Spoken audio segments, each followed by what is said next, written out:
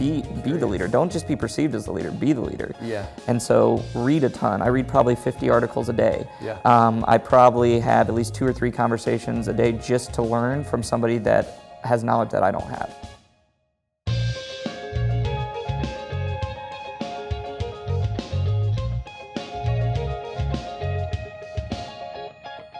Welcome to Modern Entrepreneur. Today we have John Hall, who is the co-founder and CEO of Influence & Co., a company that helps brands, including Ontraport, create, publish, and distribute content.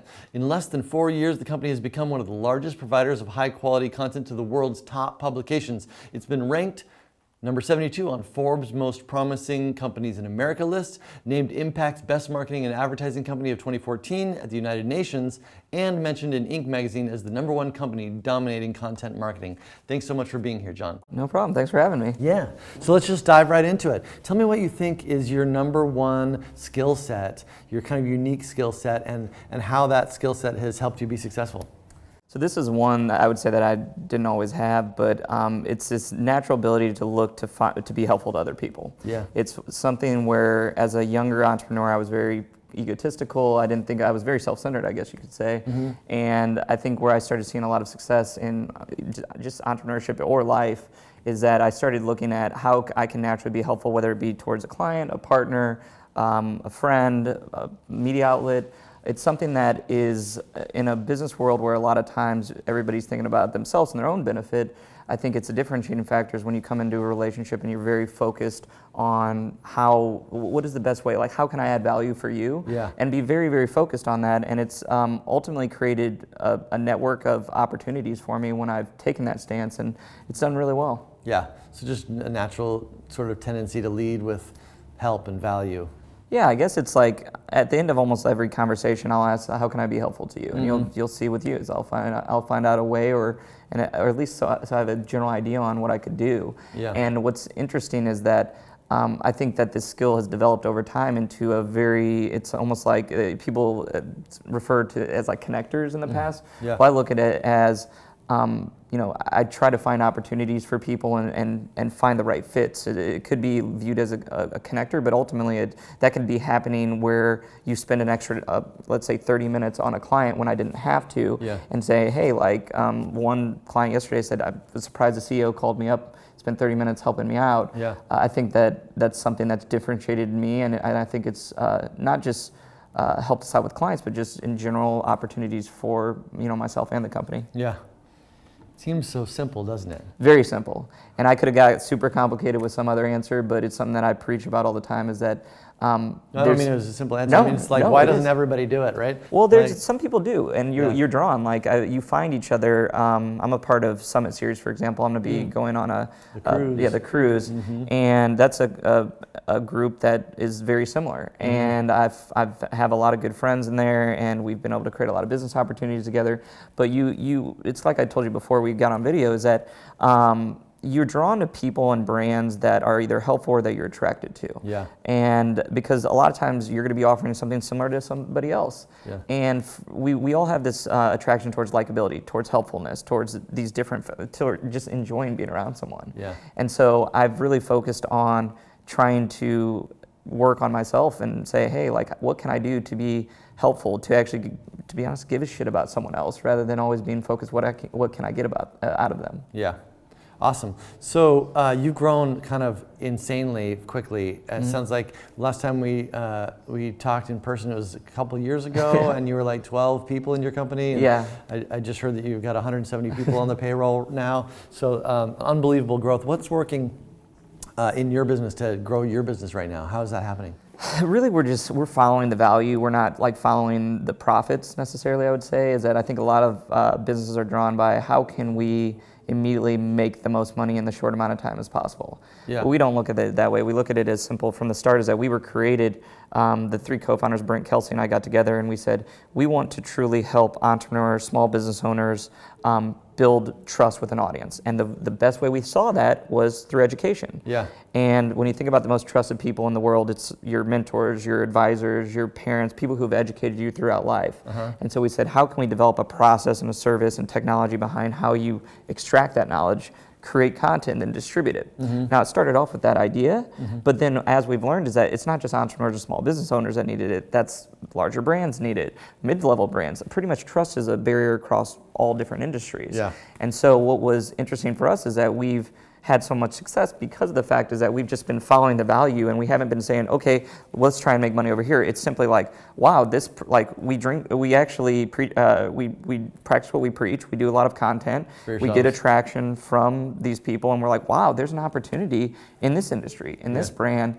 And then we look in and we dive in, how can we actually provide value here? And there's industries like the financial industry, for example, we can make a ton of money. We can make a killing in the financial industry. However, there's a lot of challenges and barriers that happen there that could, I think, actually affect the long-term brand of the company. Your company, yeah. Yeah, and so we look at it and we say, no, like we're gonna look at it and we're gonna make the right decisions for the long term, and we've done that, and it's led us the right way. And also, there's a lot of great people on the team. So besides that, I would say this number one thing is recruiting, and we've actually done a very good job of getting good talent. Awesome. You know, as you grow from a company of you know, a handful of people to a significant size, you obviously learn a lot, and we, you know, all go through kind of like challenges, and sometimes we look back and we say, man, I wish I knew then what I know now. If you could kind of like think of one thing that stands out at you that you could like, if you could like whisper it in the ear of yourself 3 years ago or 5 years. When did you start your business? This one we started about 4.5, 5 years ago. Yeah, so 5 years ago. You know, what is the thing that if you knew it then, what you know now would have made the biggest difference for your success? Probably be two things. One is really work on your natural curiosity to learn more. That was a big problem for me. Like when I was in school, I just went to get the A. Yeah. I was the student that people who really truly learned and did their best to learn probably hated, because the fact is I would just go and find out what it took to get the A. Figure out how to pass I looked the at the test. result, and that's what I did. Over time, you learn that that's not the best thing. Yeah. And the smartest people, the people that you truly want to deal with are the smart, the intellectual ones, the people that really know their stuff. Yeah. And especially in my world, like I deal with so many different influencers, so many different thought leaders or perceived as thought leaders, and you learn is that there's some people that actually don't know what the hell they're talking about. Yeah. And that's something that is found out, and something that I think I learned, came into the business with false confidence, like I did know.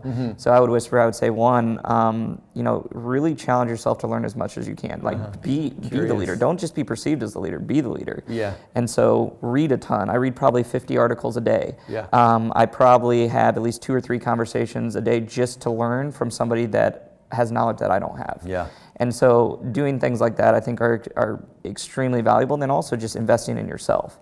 So I think at first, like I was one of our first clients, and we did the same service that I was offering the clients.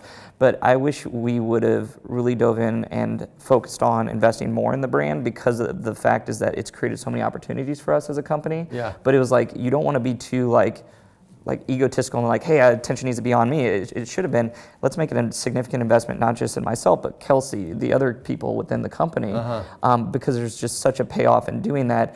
And we were a little slow to do that, even though we were even doing that for clients. Yeah. So I would have said, guys, dive in. You're going to be in this area. If you truly believe in it, Yeah. you know, Walk the talk. walk the talk. And so Yeah. that's what I ended up, that's what I would tell myself. Yeah. Awesome. And then when you think about moving forward, what is the thing you're most excited to learn next?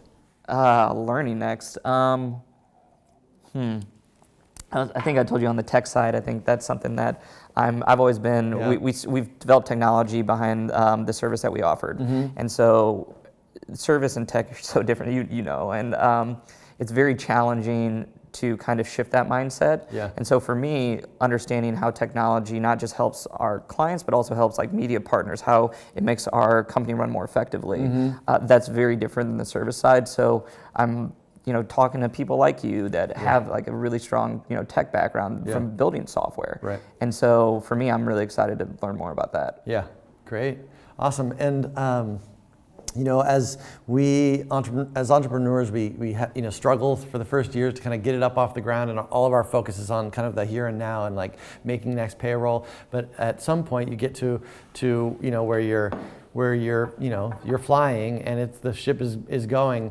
and we have the opportunity to kind of like look towards the future a little more and start thinking about what we're really up here to do, you know, and what our legacy is going to be. When you think about that, what do you imagine is important to you to have be your legacy? Well, I mean, legacy is a big question because legacy, I think, it doesn't just mean your professional life; it's your personal life too. Totally. And I don't know if you've read the book Essentialism, but it's a pretty good book. But I went out with Greg, who wrote that book, and did it was a leadership event with him, and he asked that question, and he did these exercises where he looked at different people in your life. So how do you, for example, want your grandchildren to look at you? How do you want your daughter to look at you after you die? Yeah. Like, what does that look? And actually visualize, like, when they're talking about you, what do you want them to say? Like, what do you want to leave them with? And it's not just that, but it's also your coworkers. You're this, so you look across that.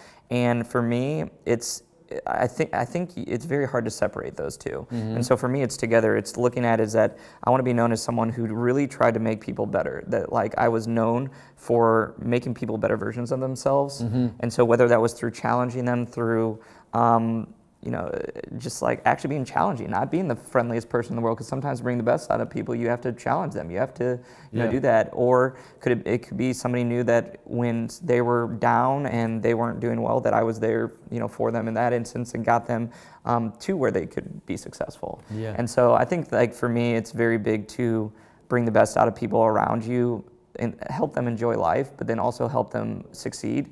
Because the more you can do that, the more your life in general becomes better, because you're surrounded by people that are content at the same time. Is that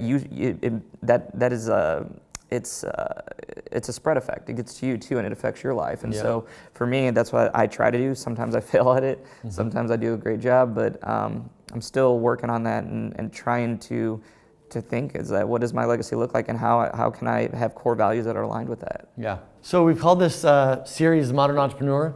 What do you think it means to you to be a modern entrepreneur? Oh, I think the word entrepreneur has changed so much. I mean, I think there's so many people that can be an entrepreneur.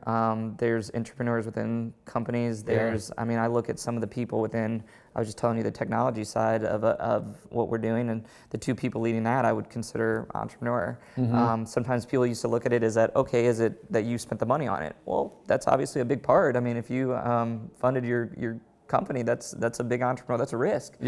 I look at it as entrepreneurship. It can be a variety of things, but when it comes down to it, it's as simple as being in a position where you can take something that is either a challenge or a potential opportunity and providing that solution, being creative to really think that through and to build something of value with that, and then have that grow, and then nurture that. And so it's kind of like I'm a new parent. Well, this is my second one, but it's the same way as a kid. I've got a 3-month-old at home, and it's cool to see her grow and learn and become better, and like starting from, you know, a little baby.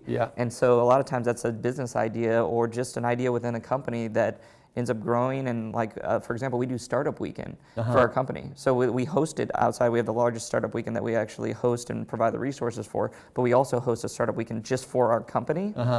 One of the best things to do, like, they get together in these groups and they start on almost a company within our company in that, like, 3 or 4 hours, and then they work on it, and then we pick 3 that we really like. Last year we implemented, I think, 2 of the 3. Wow. And so technology was a part of that. Interesting. And so I think that's a big question. I think a lot of people throw the term around, but it's as simple as I think there's the modern wording of entrepreneurship is changed into that. So. Awesome. Well, thank you so much for being here. You're awesome. And I have the worst handwriting, by the way. You're gonna be like, man, you should have been a doctor, because like this handwriting is horrific.